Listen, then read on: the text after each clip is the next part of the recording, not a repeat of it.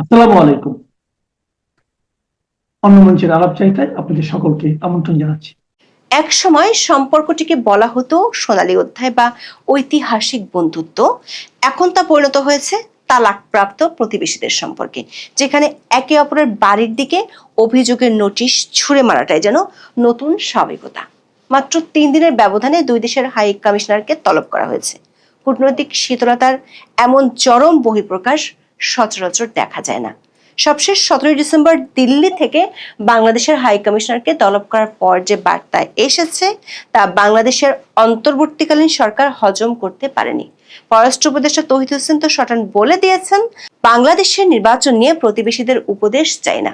দর্শক, গত কয়েক সপ্তাহে ঢাকা এবং দিল্লির মধ্যে যে তীব্র উত্তেজনা দেখা যাচ্ছে তা কেবল সম্পর্ক শীতল হওয়ার লক্ষণ না, এটি সম্পর্ক তলানিতে যাওয়ার স্পষ্ট ইঙ্গিত।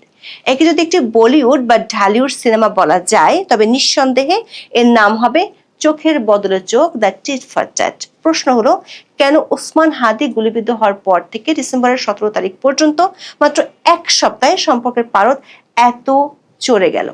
তাও আবার নির্বাচনের আগে কেন? উত্তেজনার পারদ যদি বাড়ে, তাহলে সামনের দিনগুলোতে কি বড় কোনো সিদ্ধান্ত আসতে পারে? বিস্তারিত জানতে চলুন যাওয়া যাক বিশ্লেষণে।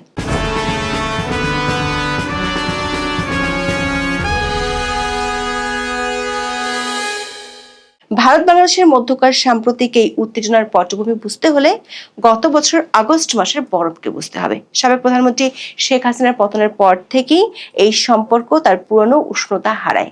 তখন বাংলাদেশের সরকার সমর্থকরা ব্যাপকভাবে ভারত বিরোধী বক্তব্য দিতে শুরু করেন। এমনকি অভিযোগ উঠেছিল, অন্তর্বর্তী সরকারের উপদেষ্টাদের পক্ষ থেকে বিতর্কিত মানচিত্র পোস্ট করা হয়েছিল, যেখানে ভারতের উত্তর পূর্বাঞ্চলের অংশগুলো বাংলাদেশের সঙ্গে জুড়ে একটি বৃহত্তর বাংলাদেশ দেখানো হয়েছিল। দিল্লি এটিকে চরম উস্কানি হিসেবে দেখেছিল। আবার ভারতে বসে অনলাইনে শেখ হাসিনার বক্তব্য দেয়াকে কেন্দ্র করে বাংলাদেশের পক্ষ থেকে ভারতের কাছে একাধিকবার সরকারি পর্যায়ে নালিশ জানানো হয়, কিন্তু ভারত তাতে খুব একটা কা করেনি কখনোই। শেখ হাসিনার পতনের পর ভারত বাংলাদেশের মধ্যে বাণিজ্য ক্ষেত্র চোখের বদলে চোখ নীতি শুরু হয়। দিল্লি লজিস্টিক সমস্যার কথা বলে ট্রান্সশিপমেন্ট সুবিধা বন্ধ করে দেয়, আর ঢাকা পাল্টা হিসেবে ভারত থেকে সুতা আমদানিতে বিধিনিষেধ আরোপ করে। পরে ভারত কিছু বাংলাদেশি পণ্যের স্থল প্রবেশও নিষেধাজ্ঞা দেয়। শেখ হাসিনাকে ফেরত দেওয়ার জন্য এ নিয়ে 2 দফা বাংলাদেশের পক্ষ থেকে ভারতের কাছে আবেদন করা হয়েছে।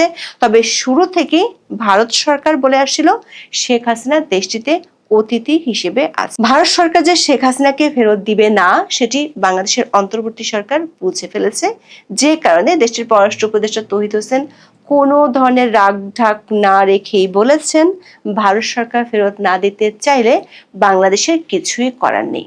শেখ হাসিনা ভারতে থাকা এবং ভারত থেকে তার বক্তব্য দেখে ঘিরে দুই দেশের মধ্যকার উত্তেজনা সত্ত্বেও দেশ দুটির মধ্যকার অর্থনৈতিক ও বাণিজ্যিক সম্পর্ক ঠিকঠাকই ছিল। 15 ডিসেম্বর সচিবালয়ে বাংলাদেশের অর্থ উপদেষ্টা সাংবাদিকদের বলেছিলেন, মূল্যস্ফীতির চাপ সামলাতে বাংলাদেশের অন্তর্বর্তী সরকার ভারত থেকে 50,000 টন চাল কেনার সিদ্ধান্ত নিয়েছে। এমনকি 17 ডিসেম্বর যখন ঢাকায় ভারতীয় হাই কমিশনার ঘেরাও কর্মসূচির ডাক ওঠে, তখনও গণমাধ্যমের খবরে বলা হলো, 3 মাস বন্ধ থাকার পর বেনাপোল স্থলবন্দর দিয়ে ভারত থেকে পেঁয়াজ আমদানি শুরু হয়েছে। প্রতি কেজির আমদানির দাম পড়েছে 43 টাকা। আমদানি শুরু হওয়ায় দেশের বাজারে দাম কমেছে কেজিতে অন্তত 40 টাকা। সোমবার ও বুধবার 2 দিনে 120 মেট্রিক টন পেঁয়াজ ভারতের পেট্রাপোল বন্দর দিয়ে বেনাপোলে আসে। তবে অর্থনীতি আর বাণিজ্যের এই সম্পর্ককে ছাপিয়ে দুই দেশের কূটনৈতিক আর রাজনৈতিক সম্পর্কে যে উত্তেজনা, তা আবারও হঠাৎ বেড়ে গেল গত 12 ডিসেম্বরের পর থেকে। 12 ডিসেম্বর ঢাকার রাস্তায় প্রকাশ্যে গুলিবিদ্ধ হন ইনকিলাব মঞ্চের মুখপাত্র শরীফ ওসমান হাদি। তিনি এখন সিঙ্গাপুরে চিকিৎসাধীন। হাদির উপর হামলার পর দিনই অধ্যাপক ইউনূসের সাথে দেশের 3টি রাজনৈতিক দলের বৈঠক হয়। বৈঠক থেকে বের হয়ে এনসিপির আহ্বায়ক নাহিদ ইসলাম প্রকাশ্যে দাবি তোলেন, শেখ হাসিনা ভারতে বসে কথা বলার পেছনে ভারতের প্রত্যক্ষ বা পরোক্ষ সমর্থন থাকতে পারে। এজন্য ঢাকার ভারতীয় হাই কমিশনারকে তলব করে কৈফিয়ত তলব করতে হবে। নাহিদ ইসলামের দাবির পরদিনই বাংলাদেশের পররাষ্ট্র মন্ত্রণালয় ঢাকায় ভারতীয় হাই কমিশনার প্রণয় ভার্মাকে তলব করে। তলবের মূল কারণ কি ছিল? ভারতের মাটিতে বসে শেখ হাসিনা কিংবা কার্যক্রম নিষিদ্ধ আওয়ামী লীগের পলাতক নেতাদের উস্কানিমূলক বক্তব্য। ঢাকা অভিযোগ করে তারা বাংলাদেশের বিরুদ্ধে ষড়যন্ত্র ও নির্বাচন বানচালের চেষ্টা করছে। বাংলাদেশ শেখ হাসিনার পাশাপাশি সাবেক স্বরাষ্ট্রমন্ত্রী আসাদুজ্জামান খান কামালকে দ্রুত ফেরত চায়। দর্শক, এ নিয়ে বিগত 16 মাসে অন্তর্বর্তী সরকার ভারতীয় হাই কমিশনারকে অন্তত 5 বার তলব করেছে, কিন্তু ক্লাইম্যাক্স এখানেই থামেনি। এই উত্তেজনার মধ্যেই সরকার সমর্থক শক্তিগুলো আরো বড় হুমকি নিয়ে আসে। এনসিপি নেতা হাসনাত আব্দুল্লাহ প্রকাশ্যে ঘোষণা করেন তিনি ভারতের অভ্যন্তরীণ নিরাপত্তার জন্য সবচেয়ে স্পর্শকাতর এলাকা ভারতের 7 সিস্টার্স ভাঙ্গার জন্য ভারতীয় বিচ্ছিন্নতাবাদীদের সাহায্য করবেন। একই দিনে জুলাই ঐক্য ভারতীয় দূতাবাস ঘেরাও করার কর্মসূচি ঘোষণা করে। দিল্লির জন্য এই হুমকি ছিল যেন সরাসরি তাদের রান্নাঘরে আগুন লাগানো, যা নয়াদিল্লির নিরাপত্তা উদ্বেগকে বহুগুণ বাড়িয়ে দেয়। ভারতের পররাষ্ট্র মন্ত্রণালয়ের সূত্রগুলো বলছে এই উত্তেজনা কেবল কূটনৈতিক বাক বিতণ্ডার মধ্যে সীমাবদ্ধ থাকছে না, বরং তা তার ঢাকা মিশনের নিরাপত্তাকে হুমকির মুখে ফেলেছে। 17 ডিসেম্বর ভারতীয় দূতাবাস ঘেরাও কর্মসূচিতে ডাকসুর সাহিত্য ও সাংস্কৃতিক সম্পাদক মোসাদ্দেক আলী ইবনে মোহাম্মদ নতুন করে হুমকি দিয়েছেন। তিনি বলেছেন পরের বার তারা খন্তা কোরাল নিয়ে আসবে এবং ভারতীয় হাই কমিশনার একটা ইটও আস্ত রাখা হবে না। দর্শক, ঢাকার 15 ডিসেম্বরের তলব এবং হাসনাত আব্দুল্লাহর ঘোষণার 3 দিনের মাথায় নয়াদিল্লি পাল্টা জবাব দিল। 17 ডিসেম্বর ভারতের পররাষ্ট্র মন্ত্রণালয় দিল্লিতে বাংলাদেশের হাই কমিশনার এম রিয়াজ হামিদুল্লাহকে তলব করে। কূটনৈতিক বিশ্লেষকরা মনে করেন ভারতের এই পদক্ষেপটি ছিল স্পষ্টতই কূটনৈতিক জগতে যাকে টিট ফর ট্যাট বলা হয় তারই প্রতিফলন। আব্দুল্লাহর বক্তব্যে কড়া প্রতিক্রিয়া এসেছে আসামের মুখ্যমন্ত্রী হিমন্ত বিশ্ব শর্মার কাছ থেকে। ভারতীয় সংবাদ মাধ্যমে প্রকাশিত খবর অনুযায়ী মিস্টার শর্মা বলেছেন বাংলাদেশের নেতারা যদি ভারতের মূল ভূখণ্ড থেকে দেশের উত্তর পূর্বাঞ্চলকে বিচ্ছিন্ন করার হুমকি দেওয়া অব্যাহত রাখেন তাহলে নয়াদিল্লি বেশি দিন চুপ থাকবে না। বিবিসি বাংলার খবরে বলা হয়েছে ভারতের রাজধানীর বুকে একেবারে আক্ষরিক অর্থে এক রাতের মধ্যে বদলে গেল দিল্লি ও ঢাকার সম্পর্কের রূপরেখা। মঙ্গলবার সন্ধ্যাতেও যেখানে দিল্লিতে বাংলাদেশের রাষ্ট্রদূতের আমন্ত্রণে ভারতের বর্তমান ও সাবেক কূটনীতিকরা, সেনা কর্মকর্তা বা থিঙ্ক ট্যাঙ্ক ফেলোরা দুদেশের ঐতিহাসিক মৈত্রীর উদযাপনে ব্যস্ত ছিলেন, পরদিন বুধবার সকালে সেই রাষ্ট্রদূতকে সাউথ ব্লকে তলব করে একগুচ্ছ প্রতিবাদ জানিয়ে রাখল দিল্লি। দর্শক, বাংলাদেশের হাই কমিশনারকে তলব করার পর ভারতীয় পররাষ্ট্র মন্ত্রণালয় যে বিবৃতি প্রকাশ করেছে তার শব্দগুলো ছিল কূটনৈতিকভাবে কিছুটা আক্রমণাত্মক। এই বিবৃতিতে 3টি প্রধান পয়েন্ট ছিল যা ঢাকার সাম্প্রতিক অভিযোগ এবং পদক্ষেপগুলোকে বাতিল করে দেয়। ভারত সবচেয়ে বড় উদ্বেগ জানায় ঢাকায় অবস্থিত তাদের কূটনৈতিক মিশনগুলোর নিরাপত্তা নিয়ে। বিজ্ঞপ্তিতে বলা হয় কিছু চরমপন্থী গোষ্ঠী ভারতীয় হাই কমিশনকে কেন্দ্র করে নিরাপত্তার সংকট তৈরির পরিকল্পনা ঘোষণা করেছে। এই উদ্বেগের প্রমাণ দেখা গেছে যখন চলমান নিরাপত্তা পরিস্থিতির কারণে ভারতীয় ভিসা আবেদন কেন্দ্র আইব্যাক বন্ধ করে দেওয়া হয়। ভারত বিবৃতিতে জানিয়েছে বাংলাদেশের সাম্প্রতিক কয়েকটি ঘটনাকে কেন্দ্র করে চরমপন্থী মহল যে ভুয়া বয়ান বা ফলস ন্যারেটিভস তৈরি করার চেষ্টা করছে ভারত তা সম্পূর্ণভাবে প্রত্যাখ্যান করে। এই মিথ্যা কাহিনী বলতে সরাসরি ঢাকার সেই বয়ানকে বাতিল করে দেওয়া হলো যেখানে বলা হয়েছিল শেখ হাসিনা ভারতে থেকে সন্ত্রাসী কর্মকাণ্ডে উস্কানি দিচ্ছেন অথবা শরীফ ওসমান হাদির হামলাকারীরা ভারতে আশ্রয় নিয়েছে। দিল্লি প্রকান্তরে বোঝাতে চায় ঢাকার এই অভিযোগগুলো রাজনৈতিক উদ্দেশ্যপ্রণীত এবং ভিত্তিহীন। এটি ভারতের দীর্ঘমেয়াদী কৌশলগত সিদ্ধান্ত। তারা আপাতত শেখ হাসিনাকে প্রত্যর্পণের ঝুঁকি নেবে না, কারণ এতে ভারতের অন্যান্য মিত্রদের কাছে দিল্লি একটি অবিশ্বস্ত সহযোগী হিসেবে পরিচিত হতে পারে। ভারতীয় পররাষ্ট্র মন্ত্রণালয় বরং উল্টো অভিযোগ করেছে বাংলাদেশের অন্তর্বর্তী সরকার এখনো সম্পূর্ণ তদন্ত চালায়নি এবং ভারতকে প্রাসঙ্গিক প্রমাণ শেয়ার করেনি। দর্শক, কূটনৈতিক দৃষ্টিকোণ থেকে এটি বাংলাদেশের অন্তর্বর্তী সরকারের প্রশাসনিক দক্ষতা এবং তদন্তের সত্যতা নিয়ে প্রশ্ন তোলার শামিল। ভারত প্রমাণ দাবি করার মধ্য দিয়ে ঢাকার অভিযোগের ভিত্তি নিয়ে সন্দেহ প্রকাশ করলো। দিল্লিকে তাহলে এটা বার্তা দিতে চাইছে আন্তর্জাতিক সম্পর্ক আবেগের উপর চলে না, সুনির্দিষ্ট তথ্য প্রমাণের ভিত্তিতে পদক্ষেপ নিতে হয়।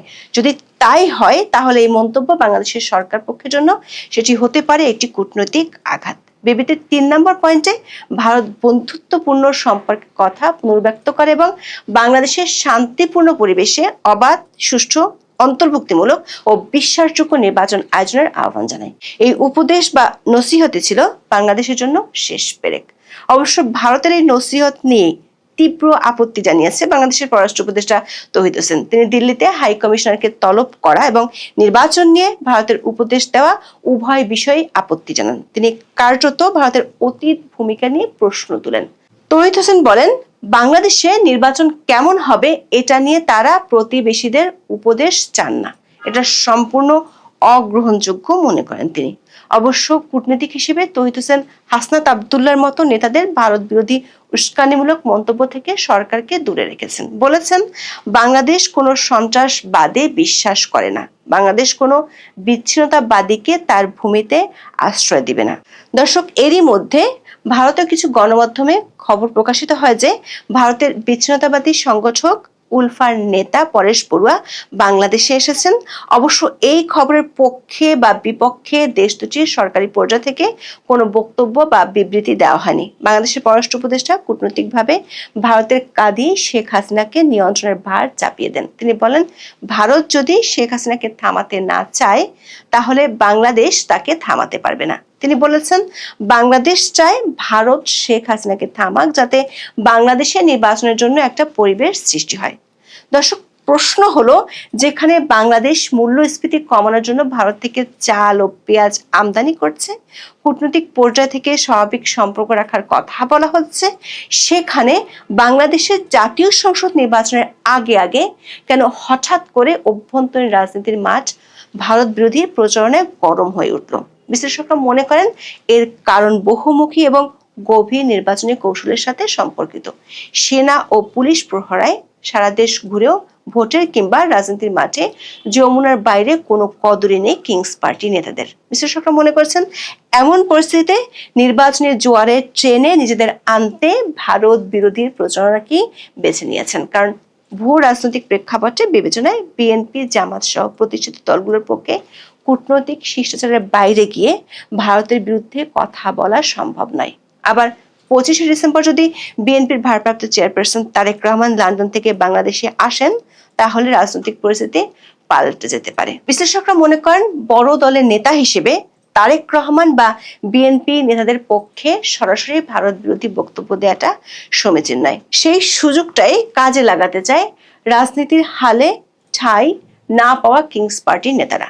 ভারত বিরোধী বিরূপ মন্তব্য আসতে পারে এমন আভাস পেয়ে বিএনপির পক্ষ থেকে 16 ডিসেম্বর জুলাই ঐক্যের কর্মসূচিতে কাউকে পাঠানো হয়নি। জামাত ইসলামীর শীর্ষ পর্যায় থেকে বলা হয়েছে, এই মুহূর্তে কূটনৈতিক শিষ্টাচার বহির্ভূত ভারত বিরোধী কোনো বক্তব্য দেয়া যাবে না। তবে জুলাই আন্দোলনের পর যেসব ছোট ছোট দল গর্জে উঠেছে, তাদের মূল নেতারা নিজেদের আসর নিষিদ্ধ করতে ভারত বিরোধী কৌশল নিয়েছে বলে অনেক রাজনৈতিক বিশ্লেষক মনে করেন। তবে কূটনৈতিক বিশ্লেষকরা বলছেন, নির্বাচনের আগে সরকারের পক্ষ থেকে পরোক্ষভাবে ভারত বিরোধী সুর আঞ্চলিক রাজনীতিতে প্রভাব ফেলতে পারে। বিশেষ করে ভারত সরকার যদি বড় ধরনের অর্থনৈতিক চাপ প্রয়োগে যায়, তাহলে পরিস্থিতি নতুন করে ঘোলাটে হয়ে যেতে পারে। সাবেক কূটনৈতিক ও বিশ্লেষক হুমায়ুন কবির বিবিসি বাংলাকে বলেছেন, 7 সিস্টার্স নিয়ে কথা বলার কারণে ভারতের দিক থেকে প্রতিক্রিয়া পাওয়া যাচ্ছে, কারণ এটি তাদের জন্য নীতিগতভাবে একটি স্পর্শকাতর বিষয়। অনেকে হয়তো মিন করে অনেক কিছু বলেন না, কিন্তু এ ধরনের মন্তব্য অনেক সময় দুই দেশের সম্পর্কে প্রভাব ফেলে। বাংলাদেশ ও ভারতের ক্ষেত্রেও তা প্রযোজ্য। দর্শক, গত কয়েকদিনে ভারত ও বাংলাদেশের কূটনৈতিক যুদ্ধ আমাদের সামনে একটা বিষয় স্পষ্ট করে তুলেছে। ভারত বাংলাদেশ সম্পর্কের সোনালী অধ্যায় এখন অতীত বিষয়। দিল্লি বলছে ঢাকা প্রমাণ ছাড়া মিথ্যা বয়ান দিচ্ছে, আর ঢাকা দিল্লির নসিহত প্রত্যাখ্যান করছে। এই চরম উত্তেজনার প্রধান কারণ হলো আসন্ন নির্বাচন এবং ভারত জুজু কার্ডের রাজনৈতিক ব্যবহার। নির্বাচনের আগে ওসমান হাদির গুলিবিদ্ধ হওয়ার পর ভারত বিরোধী আবেগকে কাজে লাগাতে চায় অনেকেই। হাসনাত আবদুল্লাহর মতো নেতারা ভারতকে 7 সিস্টার্স ভাঙ্গার হুমকি দিয়ে অভ্যন্তরীণ রাজনীতিতে নিজেদের সার্বভৌমত্বের রক্ষক হিসেবে প্রতিষ্ঠা করতে চাইছেন। কিন্তু এই খেলায় ঝুঁকিও আছে। প্রতিবেশী রাষ্ট্রের সঙ্গে নির্বাচনের ঠিক আগে এমন চরম খারাপ সম্পর্ক তৈরি হলে তা নির্বাচনের পরের অর্থনৈতিক স্থিতিশীলতা এবং আঞ্চলিক নিরাপত্তা সহযোগিতাকে ঝুঁকিতে ফেলতে পারে। ভারত যদি বাণিজ্যকে চাপ প্রয়োগের হাতিয়ার হিসেবে ব্যবহার করে, তবে বাংলাদেশের অর্থনীতিতে স্বল্পমেয়াদে সংকট আসতে পারে। তবে যা দেখা যাচ্ছে তাতে বোঝা যাচ্ছে এই কূটনৈতিক মঞ্চের নাটকীয়তা হয়তো নির্বাচনের আগ পর্যন্ত থামবে না। আপাতত যেন তারা একে অপরের দিকে চোখ রাঙিয়ে দাঁড়িয়ে আছে, আর মাঝখানে সাধারণ মানুষ ভাবছে এই ইগো লড়াইয়ে শেষ পর্যন্ত লাভটা কার হবে। বাংলাদেশের হাই কমিশনারকে ডেকে কি বার্তা দিল ভারত এবং বাংলাদেশ পরিস্থিতি কি? আপনারা ইতিমধ্যেই জানেন যে নয়াদিল্লিতে বাংলাদেশের হাই কমিশনার রিয়াজ হামিদুল্লাহকে ভারতের পররাষ্ট্র মন্ত্রণালয়ে তলব করা হয়েছিল আজকে। পরে ভারতের পররাষ্ট্র মন্ত্রণালয় এক বিবৃতি দিয়ে জানিয়েছে যে বাংলাদেশে ক্রমাবনতিশীল নিরাপত্তা পরিস্থিতি নিয়ে নয়াদিল্লির গভীর উদ্বেগ জানাতে বাংলাদেশের হাই কমিশনারকে তলব করা হয়। আজ বুধবার স্থানীয় সময় দুপুর 12টার দিকে রিয়াজ হামিদুল্লাহকে ভারতীয় পররাষ্ট্র মন্ত্রণালয়ে তলব করা হয়। তাকে তলব করেন ভারতের পররাষ্ট্র মন্ত্রণালয়ের যুগ্ম সচিব বি শ্যাম। বাংলাদেশ ও ভারতের কূটনৈতিক সূত্রগুলো এই তথ্য নিশ্চিত করেছে। এর আগে গত রোববার ঢাকায় ভারতীয় হাই কমিশনার প্রণয় ভার্মাকে বাংলাদেশের পররাষ্ট্র মন্ত্রণালয়ে তলব করা হয়েছিল। 3 দিনের মাথায় নয়াদিল্লিতে বাংলাদেশের হাই কমিশনারকে তলব করা হলো।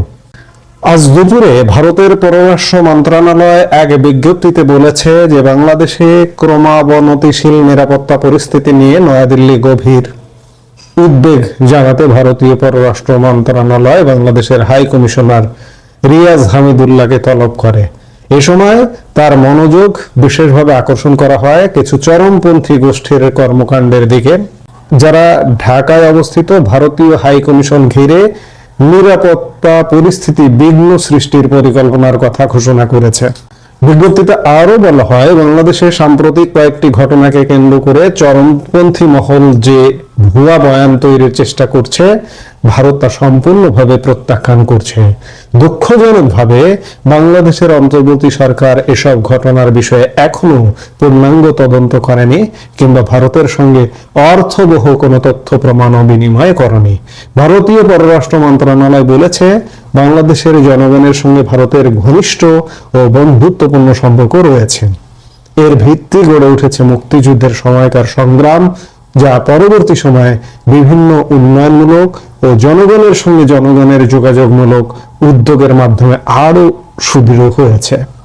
বাংলাদেশে শান্তি ও স্থিতিশীলতার পক্ষে ভারত রয়েছে এবং শান্তিপূর্ণ পরিবেশে অবাধ, সুষ্ঠু, অন্তর্ভুক্তিমূলক ও বিশ্বাসযোগ্য নির্বাচন আয়োজনের আহ্বান জানিয়ে আসছে ভারত। ভারতের পররাষ্ট্র মন্ত্রণালয়ের বিজ্ঞপ্তিতে আরো বলা হয়, কূটনৈতিক বাধ্যবাধকতার আলোকে বাংলাদেশে অবস্থিত বিভিন্ন ভারতীয় মিশন ও পোস্টের নিরাপত্তা নিশ্চিত করবে, এমনটাই অন্তর্বর্তী সরকারের কাছে নয়াদিল্লির প্রত্যাশা। বাংলাদেশের হাই কমিশনারকে ডেকে ভারত যথাযথ প্রতিবাদ জানিয়েছে। এই যে নানা রকম বয়ান, ভারত বিদ্বেষী কথাবার্তা ইত্যাদি, এবং নিরাপত্তা, সবচেয়ে বড় কথা, বাংলাদেশ এখন জঙ্গি কবলিত এবং এই জঙ্গিরাই যে জুলাই ঐক্য নামে একটি ব্যানার, এবং ব্যানারে আজকে লং মার্চের ডাক দিয়েছিল। মাঝপথেই সেই লং মার্চটা ভারতীয় থ্রেটে, ভারতীয় হুমকিতে মাঝপথে খুব স্বল্প সময়ের মধ্যেই রাস্তা ক্লিয়ার করে দিয়েছে। ভারত এটি জানিয়ে দিয়েছে যে ভারত যদি নড়াচড়া দেয় তাহলে কিন্তু খবর আছে। জেনেভা কনভেনশন অনুযায়ী বাংলাদেশ ভারতের হাই কমিশনকে নিরাপত্তা দিতে বাধ্য। ভারতের হাই কমিশনের যে মাটি, যে ল্যান্ড এরিয়াটা, যে অফিস স্পেসটা, যে কমপ্লেক্সটা, সেটা কিন্তু শুধু ভারত না, যে কোনো দেশের যে কমপ্লেক্সটা থাকে, মার্কিন দূতাবাস বলুন বা ইন্ডিয়ান হাই কমিশন বলুন, এই দূতাবাস ভূমিটাও কিন্তু সেই দেশের মর্যাদা ভোগ করে এবং ওই দেশের নিরাপত্তা দেওয়ার দায়িত্ব যে দেশে যে দূতাবাস, সেই দেশের, জেনেভা কনভেনশন অনুযায়ী। এই রিয়াজ হামিদুল্লাহকে ডেকে ভারত আরেকবার স্মরণ করিয়ে দিয়েছে যে আমাদের নিরাপত্তা দেওয়ার দায়িত্ব তোমাদের। তোমরা যদি আমাদের নিরাপত্তা দিতে ব্যর্থ হও তাহলে কিন্তু এর পরিণাম ভালো হবে না, সোজা কথা। বেলা 12টার মধ্যে আলাপ শেষ হয়ে যায়। আর জুলাই 1 কর্মসূচি ছিল বিকেল 3টায়। কর্মসূচিটা টোটাল বানচালও করে দেয়নি, কর্মসূচিটা জাস্ট একটু পথ হাঁটতে দিয়েছে, অর্ধেক রাস্তায় কর্মসূচিটা অফ করে দিয়েছে। আবার বিকেলে বাংলাদেশের পররাষ্ট্র উপদেষ্টা এক সংবাদ সম্মেলনেও কথা বলেছেন এসব নিয়ে, ভারত নিয়ে নানান উঁচু লম্বা কথাবার্তাও বলেছেন। আবার এর মধ্যে সাংবাদিকরা তার দৃষ্টি আকর্ষণ করেছে যে হাসনাত আব্দুল্লাহ ভারতের 7 সিস্টার্সকে আলাদা করে দেওয়ার কথা বলেছে, তো সেখানকার বিচ্ছিন্নবাদীদের বাংলাদেশে আশ্রয় দেওয়ার কথা বলেছে। পররাষ্ট্র উপদেষ্টা বলেছেন যে হাসনাত আব্দুল্লাহ সরকারের অংশ নয়, তার বক্তব্য সরকারের বক্তব্য নয়। যাই হোক, ভারত বাংলাদেশকে অন্ততপক্ষে বাংলাদেশের হাই কমিশনারকে ডেকে একটা করার থ্রেট দিয়েছে, এতে কোনো সন্দেহ নাই। তবে বাংলাদেশে একটা নির্বাচন হয়ে যেতে দেওয়া উচিত সব পক্ষের, কারণ এই যে নির্বাচন না হলে পরিস্থিতি আরো খারাপ হবে। একপাক্ষিক নির্বাচন করলে করে ফেলুক, সেটিও করে কতদিন টিকে থাকে সেটিও দেখার বিষয়। কারণ আমরা এই যে বিশেষ করে আমাদের আবেগের জায়গা, অনুভূতির জায়গা, মুক্তিযুদ্ধের প্রশ্নে আবেগের জায়গা, বিজয় দিবস গেল, তার আগে শহীদ বুদ্ধিজীবী দিবস গেল, এই দিবসগুলোতে বিশেষ করে বাংলাদেশের স্বাধীনতা বিরোধী শক্তির যে আস্ফালন আমরা দেখলাম, তাদেরকে যদি বাংলাদেশের মানুষ ভোট দেওয়ার কথা মনে করে, যে ভোট দেবে দিক, যে দেখুক যে বাংলাদেশ এবং তাদেরকে নিয়ে বাংলাদেশের মানুষ আসলে কতটা শান্তিতে থাকে, এটাও দেখা দরকার। এবং সেই নির্বাচিত সরকার কালেও যদি এরকম ভারত বিদ্বেষী, ভারত বিরোধিতা থাকে, তাহলে বাংলাদেশের পরিণাম কি হতে পারে যারা বিরোধিতা করছেন কল্পনাও করতে পারছেন না। ভারতের বাংলাদেশে যুদ্ধ লাগানো লাগবে না, কোনো হামলা করা লাগবে না, আক্রমণ করা লাগবে না, কিচ্ছু করা লাগবে না। আপনারা মাঝে মাঝে বিভিন্ন গুজব শোনেন যে বাংলাদেশে ড্রোন হামলা হয়েছে, সার্জিক্যাল স্ট্রাইক হয়েছে, ইত্যাদি বিভিন্ন কিছু গুজবগুলো সাধারণত সোশ্যাল মিডিয়া, ফেসবুক এইসব জায়গা থেকেই ছড়ানো হয়। কখনো কখনো অনেক মানুষ, জানা বোঝা মানুষ এগুলো বিশ্বাস করেন। যাই হোক, এগুলো বিশ্বাসযোগ্যতা নেই, ড্রোন হামলা হয়নি বা হচ্ছে না, এগুলো আসলে আগে হবে না। ড্রোন হামলা টামলা কিছু হবে না, সার্জিক্যাল স্ট্রাইকও কিছু হবে না। ভারতের কাছে অসংখ্য আর্মস আছে বাংলাদেশকে ব্যর্থ করে দেওয়ার জন্য। ভারত যদি এগুলো একটি একটি করে প্রয়োগ করতে শুরু করে, নির্বাচিত সরকারের সময়ও যদি বডি ল্যাঙ্গুয়েজ তাদের কাছ থেকে যদি এমন থাকে, ভারত তো বসে থাকবে না যে তারই একটা প্রতিক্রিয়া কিন্তু আজকে ইতিমধ্যে দিয়েছে। কাজেই বাংলাদেশের অন্তর্বর্তীকালীন সরকার নির্বাচন পর্যন্ত শান্ত থাকবে বলে আমরা প্রত্যাশা করি। এই মুহূর্তে এ পর্যন্ত।